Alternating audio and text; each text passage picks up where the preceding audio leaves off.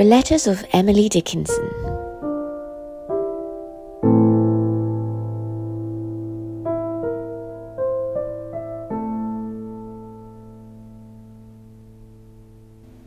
Extracts of Letters to Susan. It's a sorrowful morning, Susie. The wind blows and it rains, and to each life some rain must fall. And I hardly know which falls fastest, the rain without or within. Oh, Susie, I would nestle close to your warm heart and never hear the wind blow or the storm beat again. Is there any room there for me, or shall I wander away, oh, homeless and alone? Thank you for loving me, darling. And will you love me more if ever you come home? It is enough, dear Susie. I know I shall be satisfied. But what can I do towards you? Dearest, you cannot be, for I love you so already that it almost breaks my heart. Perhaps I can love you anew every day of my life, every morning and evening. Oh, if you will let me, how happy I shall be. The precious billet, Susie. I am wearing the paper out, reading it over and over, but the dear thoughts can't wear out if they try. Thanks to our father, Susie. Vinny and I talked of you all last evening long and went to sleep mourning for you. And pretty soon I waked up saying, "Precious treasure, thou art mine." And there you were all night, my Susie, and I hardly dared to sleep, lest someone steal you away. Just write me every week, one line, and let it be, "Emily, I love you," and I will be satisfied.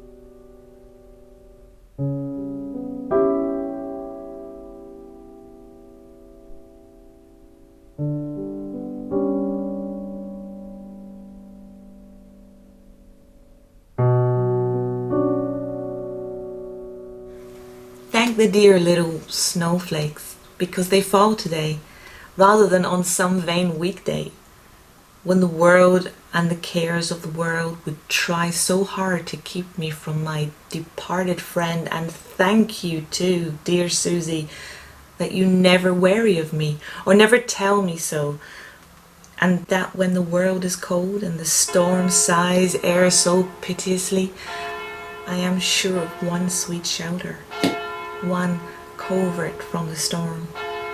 The bells are ringing, Susie, north and east and south, and your own village bell, and the people who love God are expected to go to meeting. Don't you go, Susie, not to their meeting, but come with me this morning to the church within our hearts, where the bells are always ringing, and the preacher whose name is love shall intercede there for us.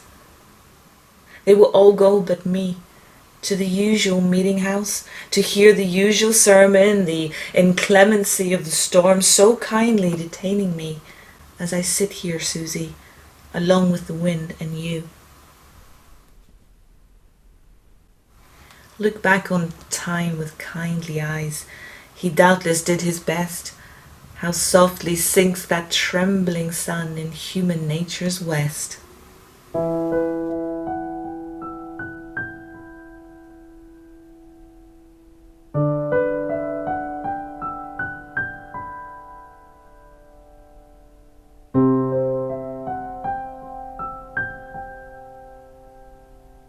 Will you be kind to me, Susie? I am naughty and cross this morning, and nobody loves me here, nor would you love me. If you should see me frown and hear how loud the doors bang whenever I go through. Yet it isn't anger.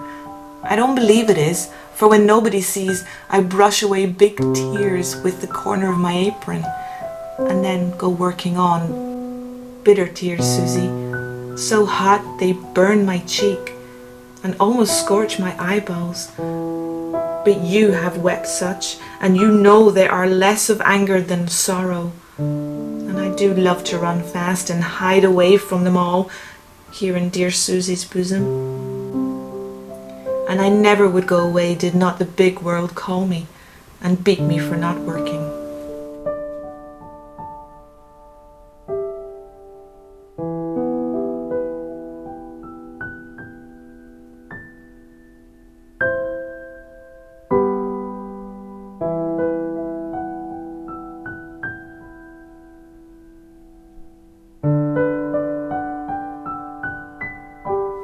So sweet and still, and thee, dear Susie, what need I more to make my heaven whole? Sweet hour, blessed hour, to carry me to you and to bring you back to me, long enough to snatch one kiss and whisper goodbye again. I've thought of it all day, Susie, and I fear of but little else, and when I was gone to meeting, it filled my mind so full, I could not find a chink to put the worthy pastor. When he said, Our Heavenly Father, I said, Oh, darling Sue.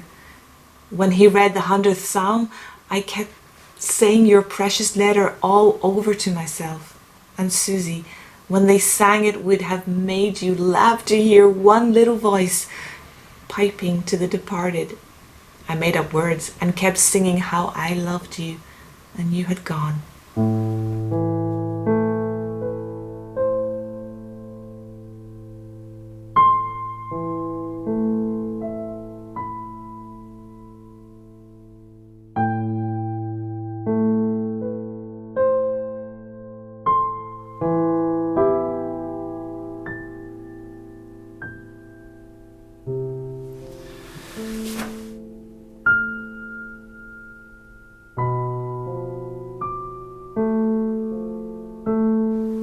Susan's idolater keeps a shrine for Susan.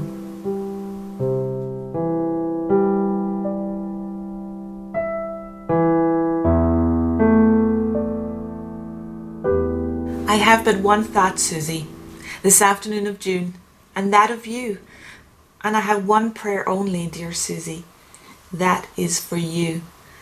That you and I, in hand, as we e'er do in heart, might ramble away as children among the woods and fields and forget these many fears and these sorrowing cares and each become a child again. I would it were so, Susie, and when I look around me and find myself alone, I sigh for you again, a little sigh, a vain sigh, which will not bring you home.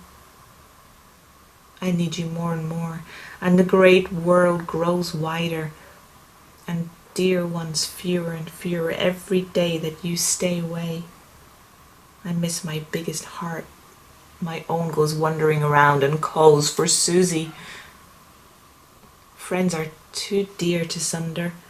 Oh, how they are far too few, and how soon they will go away where you and I cannot find them. Don't let us forget these things, for their remembrance now will save us many an anguish when it is too late to love them. Susie, forgive me, darling, for every word I say. My heart is full of you, none other than you in my thoughts. Yet when I seek to say to you something not for this world, words fail me. If you were here, and oh that you were here, my Susie, we need not talk at all. Our eyes would whisper for us, and your hand fast in mine.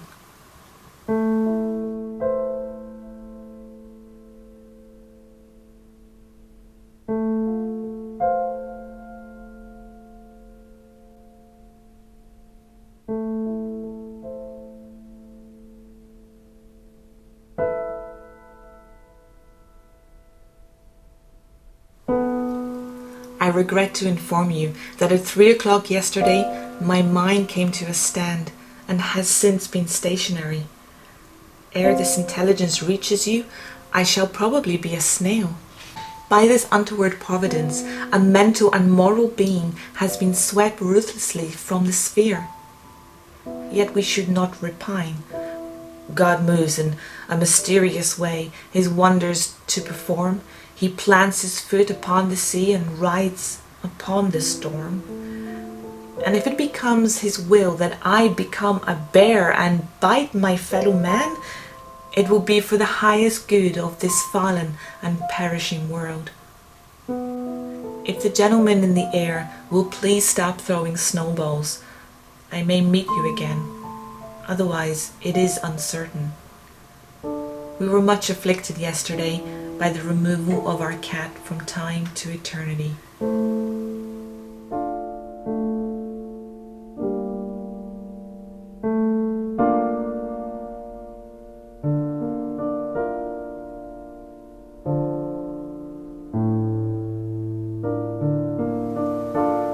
That fondled them when they were fire will stir and understand.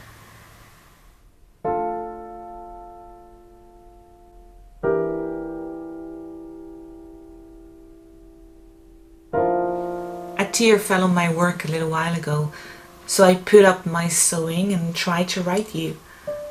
I'd rather have talked, dear Susie.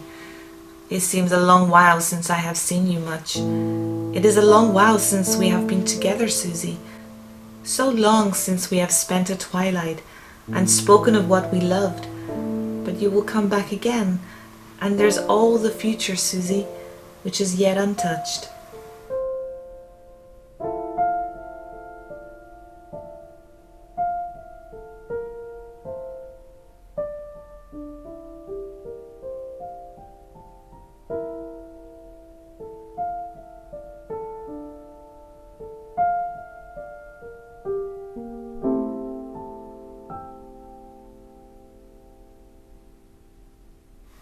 Ride, comrade, ride, on this wondrous sea, sailing silently. Ho, pilot, ho, knowest the shore, where no breakers roar, when the storm is o'er? In the peaceful west, many the sails at rest, the anchors fast, thither I pilot thee. Land ho, eternity, ashore at last.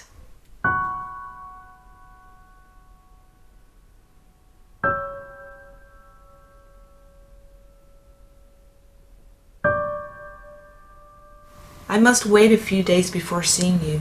You are too momentous, but remember, it is idolatry, not indifference.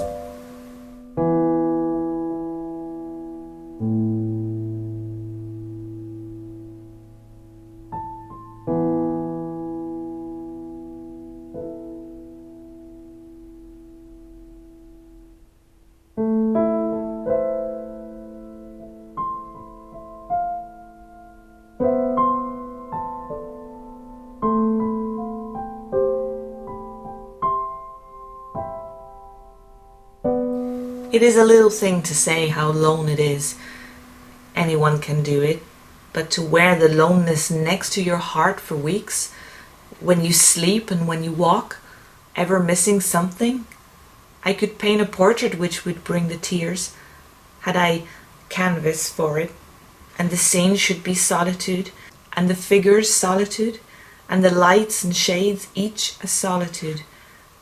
I could fill a chamber with landscapes so lone, men should pause and weep there, then haste grateful home for a loved one left. Today has been a fair day, very still and blue. Tonight the crimson children are playing in the west, and tomorrow will be colder. In all I number you. I want to think of you each hour in the day. What are you saying?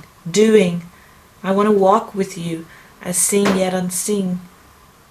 You say you walk and so alone. I walk and so alone.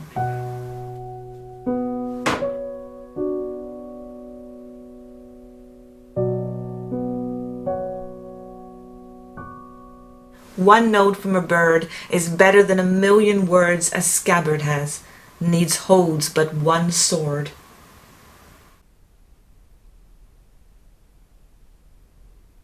Safe in their alabaster chambers, untouched by morning and untouched by noon, sleep the meek members of the resurrection, rafter of satin and roof of stone.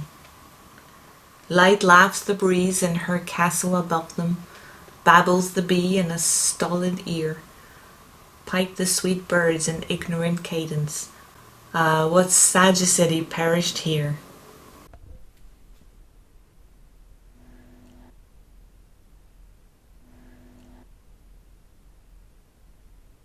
I am not suited, dear Emily, with the second verse.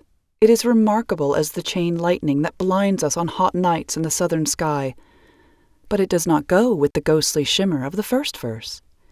It just occurs to me that the first verse is complete in itself.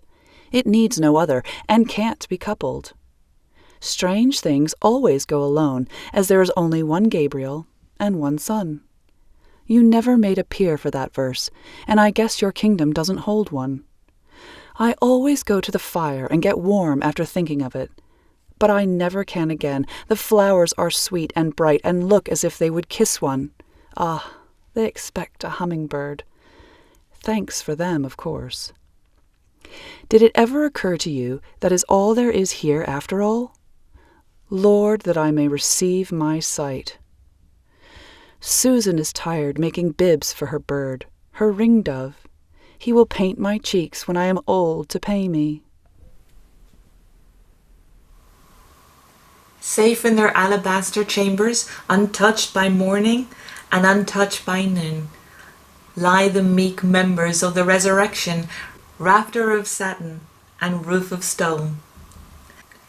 Grand go the years, in the crescent above them, worlds scoop their arcs, and firmaments row, diadems drop and dogged surrender, soundless as dots on a disk of snow.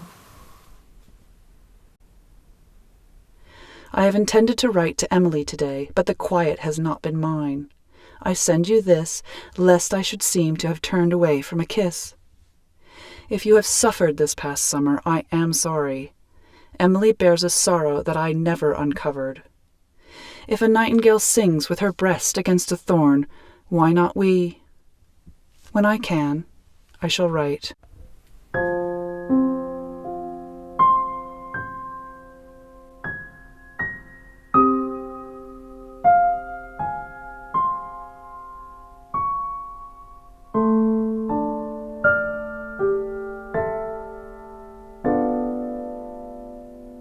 The Master Letters and Poems. Dear Master, I am ill, but grieving more that you are ill. I make my stronger hand work long enough to tell you. I thought perhaps you were in heaven, and when you spoke again, it seemed quite sweet and wonderful and surprised me so.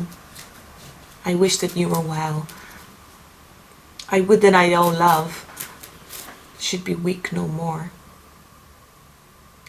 The violets are by my side, the robin very near, and spring, they say, who is she going by the door? Oh, Mary 10. Indeed it is God's house, and these are the gates of heaven, and to and fro the angels go with their sweet postilions. I wish that I were great like Mr. Michelangelo and could paint for you. You asked me what my flowers said, then they were disobedient. I gave them messages. They said what the lips in the west say, when the sun goes down, and so says the dawn. Listen again, Master. I did not tell you that today had been the Sabbath day. Each Sabbath on the sea makes me count the Sabbaths till we meet on shore. And whether the hills will look as blue as the sailors say, I cannot stay any longer, for this pain denies me. How strong when weak to recollect, and easy quite to love. Will you tell me, please to tell me, soon as you are well?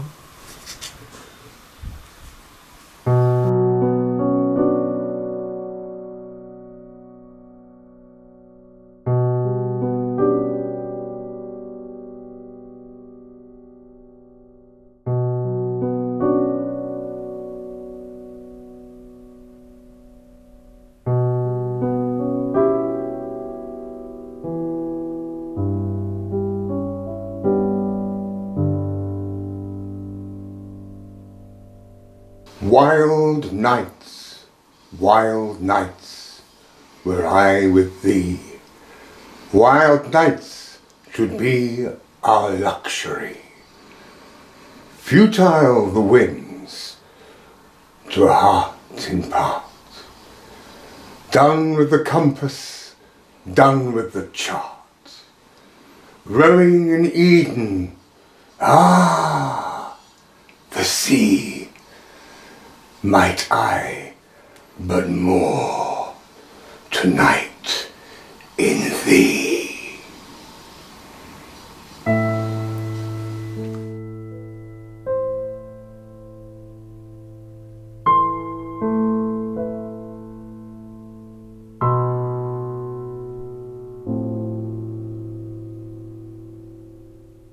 Oh, did I offend it, Daisy? Daisy offended? Who bends her smaller life to his? Its meeker lower every day, who only asks a task, something to do for love of it, some little way she cannot guess to make master glad? A love so big it scares her, rushing among her small heart, pushing aside the blood, and leaving her all faint and white in the gust's arm. Daisy, who never flinched through that awful parting, but held her life so tight he should not see the wound, who would have sheltered him in her childish heart, only it wasn't big enough for a guest so large. This Daisy grieve her lord, and yet she often blundered. Perhaps she grazed his taste, perhaps her odd backwoodsman ways teased his finer nature. Daisy knows all that, but must she go unpardoned? Teach her grace, teach her majesty, thou at patrician things. Even the wren open her nest knows more than Daisy dares. Low at the knee that bore her once unto royal wordless rest, Daisy kneels, a culprit. Tell her fault, master, if it is small enough to cancel with her life. She is satisfied, but punish, don't banish her. Shut her in prison, sir, only pledge that you will forgive, sometime, before the grave, and Daisy will not mind, she will awake in your likeness. Wonder stings me more than the bee, who did never sting me, but made gay music with his might wherever I did go. Wonder wastes my pound. You said I have no sighs to spare. You send the water over the dam in my brown eyes. I've got a cough as big as a thimble, but I don't care for that. I've got a tomahawk in my side, but that don't hurt me much. Her master stabs her more. Won't he come to her, or will he let her seek him, never minding, so long wandering to him at last? Oh, how the sailor strains when his boat is filling. Oh, how the dying tug till the angel comes. Master, open your life wide and take me in forever. I will never be tired. I will never be noisy when you want to be still. I will be your best little girl. Nobody else will see me but you.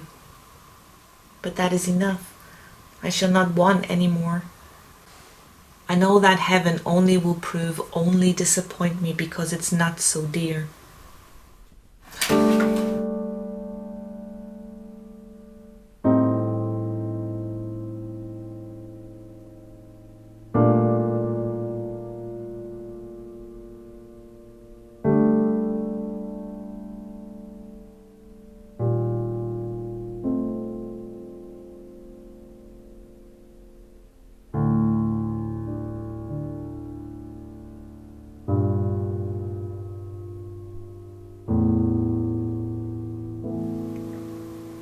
He fumbles at your spirit as players at the keys before they drop full music on.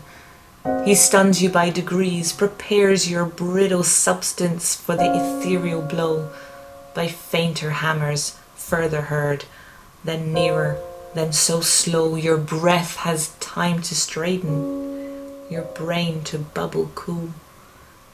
deals one imperial thunderbolt that scalps your naked soul. I've got an arrow here. I've got an arrow here. Loving the hand that sent it, I the darter veer. Fell, they will say, in skirmish. Vanquish my soul will know by but a simple arrow sped by an archer's bow.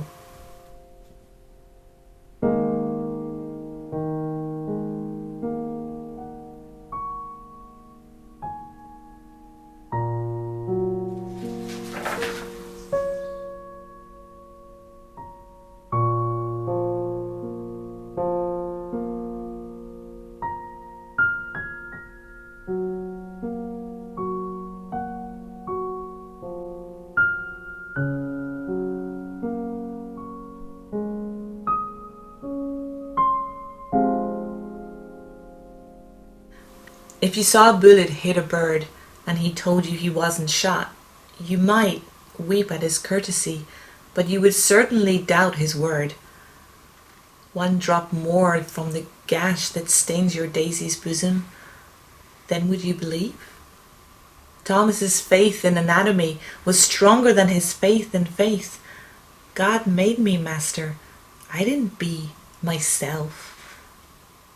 I don't know how it was done. He built the heart in me.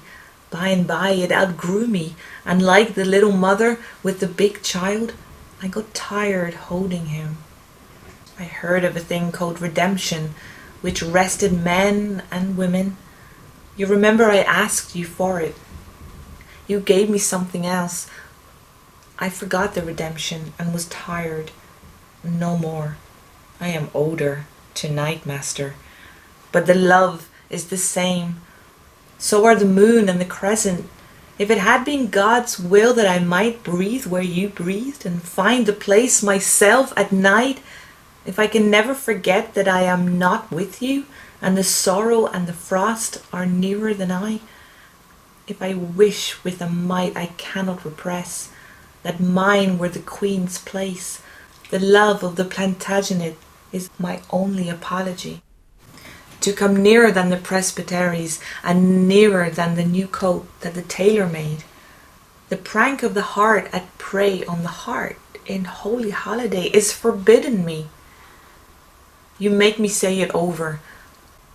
I fear you laugh when I do not see. Chillin is not funny. Have you the heart in your breast, sir? Is it set like mine? A little to the left? Has it the misgiving? If it wake in the night, perchance itself to it? A timbrel, is it? Itself to it a tune? These things are holy, sir. I touch them hallowed, but persons who pray dare remark, Father. You say I do not tell you all.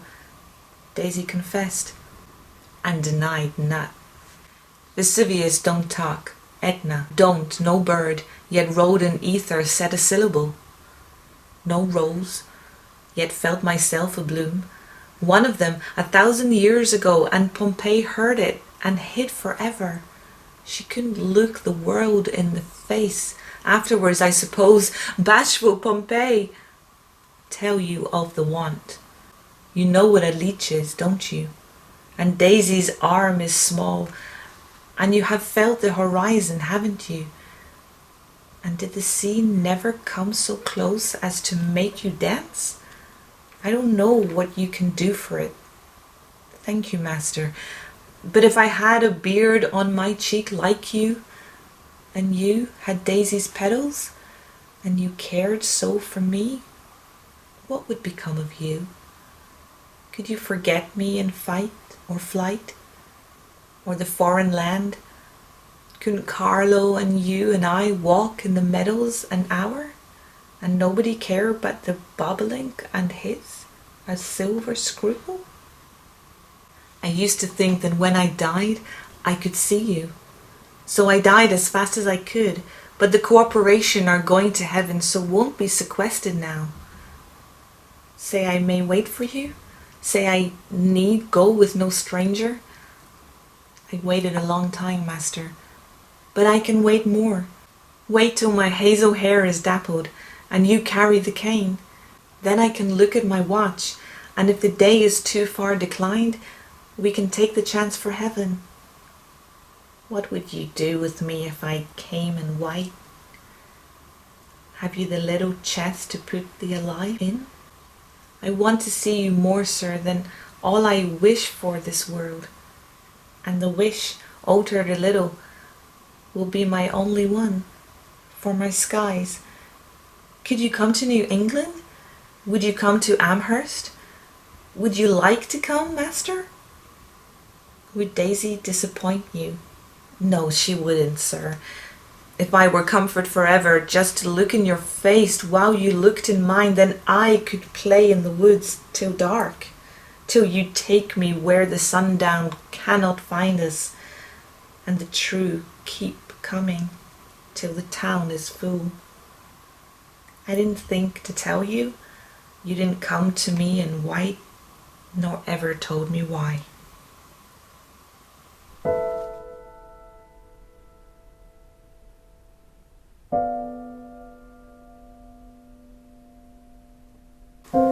Come slowly, Eden, lips unused to thee, bashful, sip thy jasmines, as the fainting bee, reaching late his flower, round her chamber hums, counts his nectars, enters, and is lost in balms.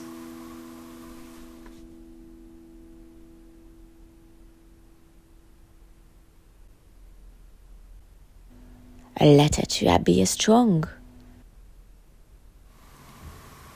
My dear child, thank you for that sweet note which came so long ago, and thank you for asking me to come and visit you, and thank you for loving me long ago and today, and for all the sweetness and the gentleness and all the tenderness with which you remember me, your quaint old-fashioned friend.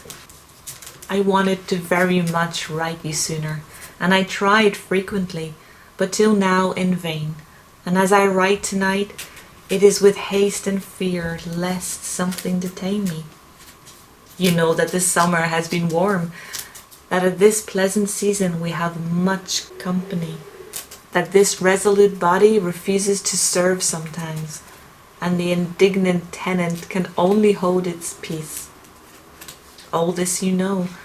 I have often told you, and yet I say it again, if mayhap it persuades you that I do love you indeed, and have not done neglectfully. Mother and Vinny send their love, and here's a kiss from me. Good night. From Emily.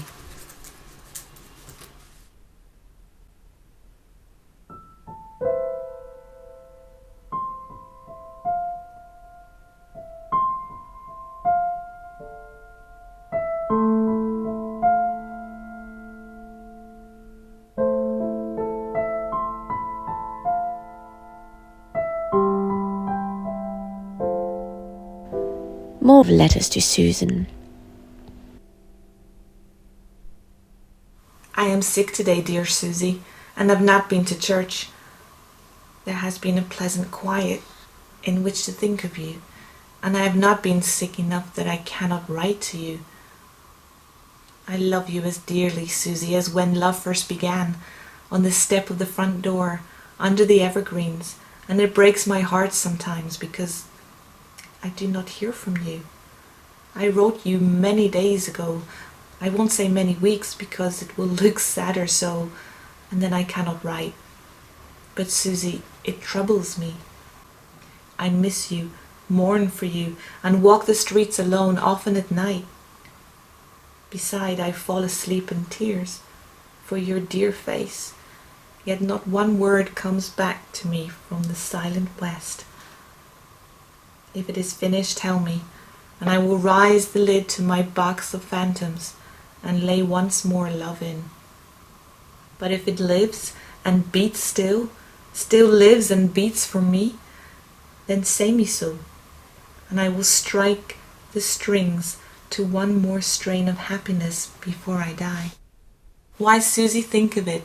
You are my precious sister, and will be till you die, and will be still when Austin and Vinny and Matt and you and I are marble, and life has forgotten us.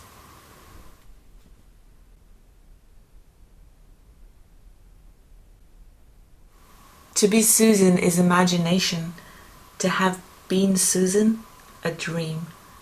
What depths of Domingo in that torrid spirit.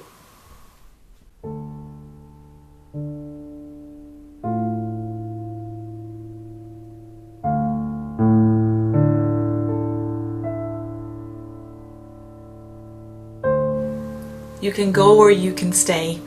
There is but one alternative. We differ often lately, and this must be the last. You need not fear to leave me, lest I should be alone, for I often part with things I fancy I have loved. Sometimes to the grave, and sometimes to an oblivion rather bitterer than death. Thus my heart bleeds so frequently that I shan't mind the hemorrhage, and I only add an agony to several previous ones, and at the end of the day remark, a bubble burst. Such incidents would grieve me when I was a child, and perhaps I could have wept when little feet hard by mine stood still in the coffin. But eyes grow dry sometimes, and hearts get crisp as cinder. Sue, I have lived by this. It is the lingering image of the heaven I once dreamed, and thought, if this is taken, I shall remain alone, and thought in that last day that Jesus Christ you love, remark, he does not know me. There a darker spirit will not disown its child.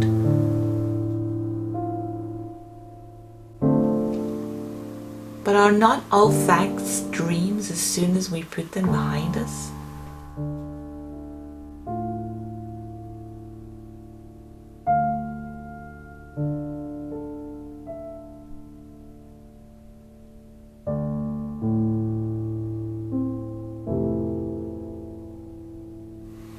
You will forgive me, for I never visit. I am from fields, you know, and while quite at home with the dandelion, makes but a sorry figure in a drawing room. Did you ask me out with a bunch of daisies? I should thank you and accept, but with roses, lilies, Solomon himself suffers much embarrassment. Do not mind me, Susie, if I do not come with feet. In my heart I come, talk the most and laugh the longest. Stay when all the rest have gone. Kiss your cheek, perhaps, while those honest people quite forget you in their sleep. Thank you for your frequent coming, and the flowers you bring. Thank you for the glad laugh which I heard this morning, though I didn't see you. I will keep them all till I reach my other Susie, whose sweet face you bring afresh every day you come.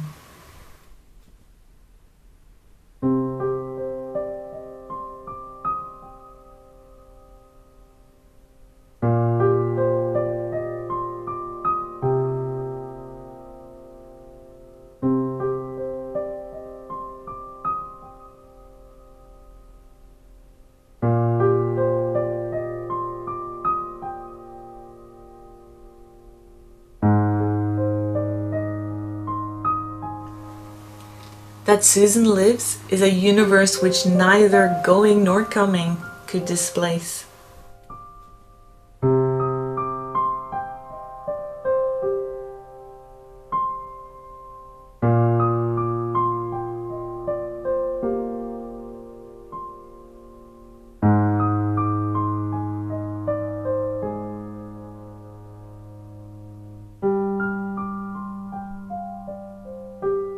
The morns are meeker than they were, the nuts are getting brown, the berry's cheek is plumper, the rose is out of town. The maple leaf wears a gair's scarf, the field a scarlet gown. Lest I should seem old-fashioned, I'll put a trinket on.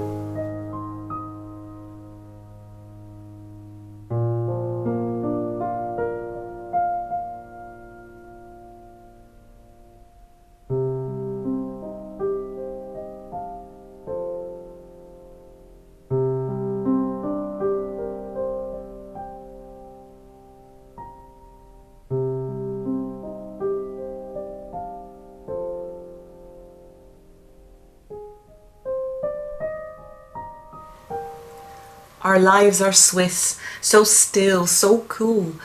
till some odd afternoon the Alps neglect their curtains and we look further on. Italy stands the other side, while like a guard between, the solemn Alps, the Siren Alps, forever intervene.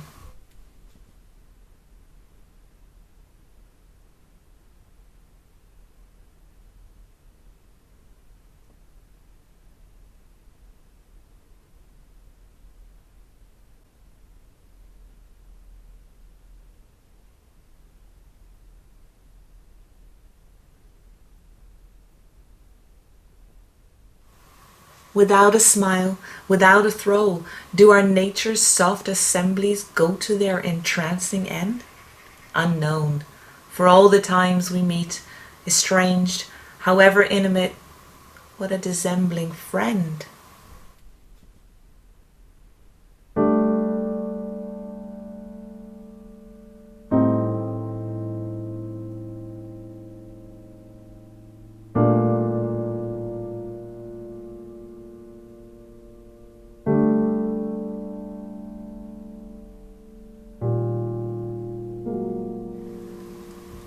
There are those who are intentionally shallow and only profound by accident.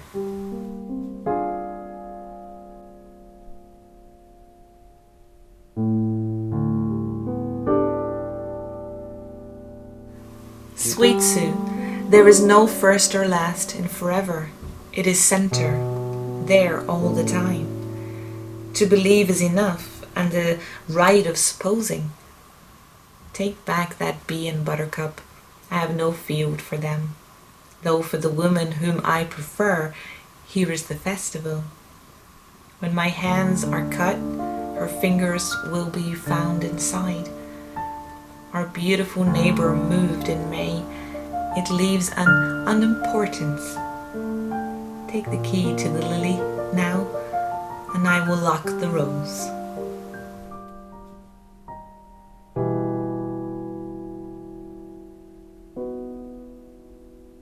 Her grace is all she has, and that so least displays. One art to recognize must be another art to praise. Except the smaller size, no lives are round. These hurry to a sphere and show and end. The larger slower grow and later hang. The summers of Hesperides are long.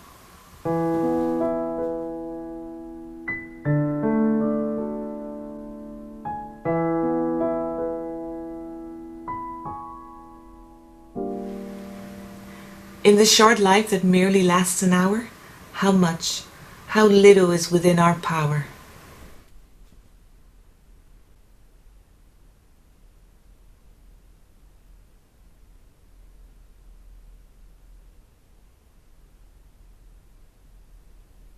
Just say one word, Emily has not grieved me. Sign your name to that and I will wait for the rest.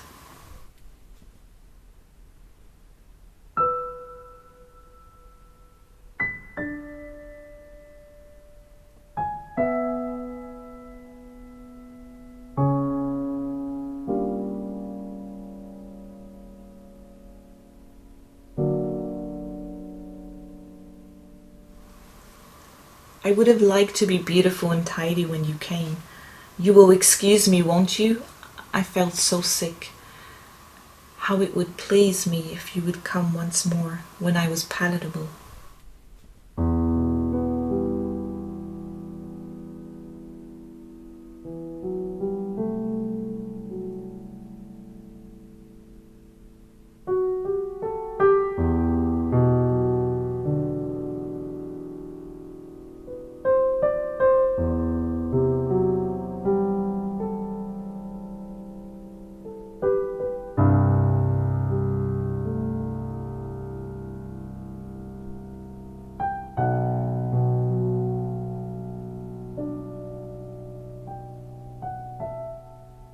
Susan knows she is a siren, and that a word from her, Emily would forfeit righteousness. Please excuse the grossness of this morning. I was for a moment disarmed. That is the world that opens and shuts, like the eye of the wax doll.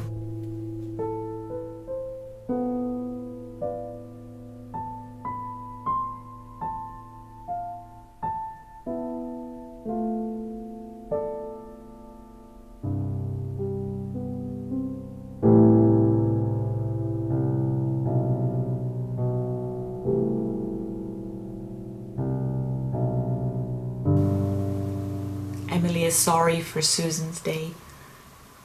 To be single under plural circumstances is a becoming heroism. Opinion is a fitting thing, but truth outlasts the sun. If we cannot own them both, possess the oldest one.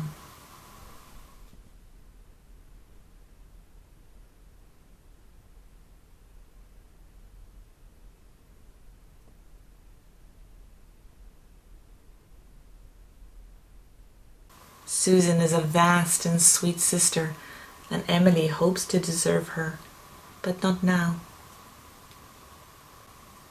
Thanks for the profligate little box which lacked only cigars.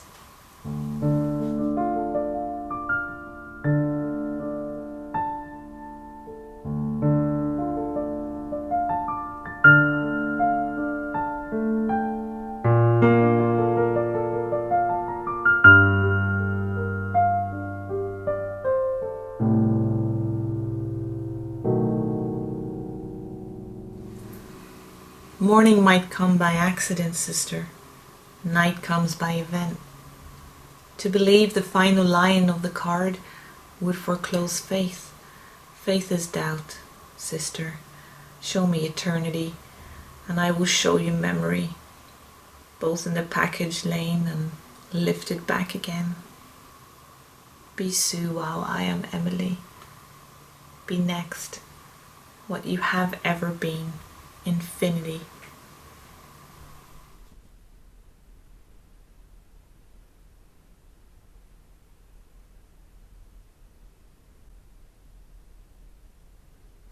Tell the Susan who never forgets, every spark is numbered. The farthest thunder that I heard was nearer than the sky, and rumbles still, though torrid noons have lain their missiles by. I could send you no note so sweet as the last words of your boy. You will look after mother?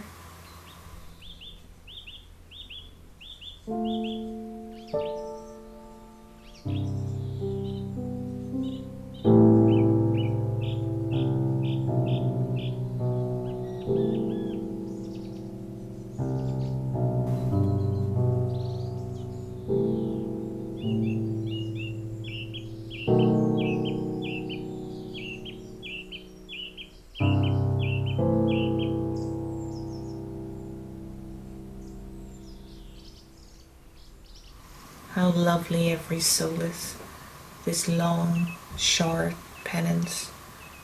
Even I regain my freedom with a sigh.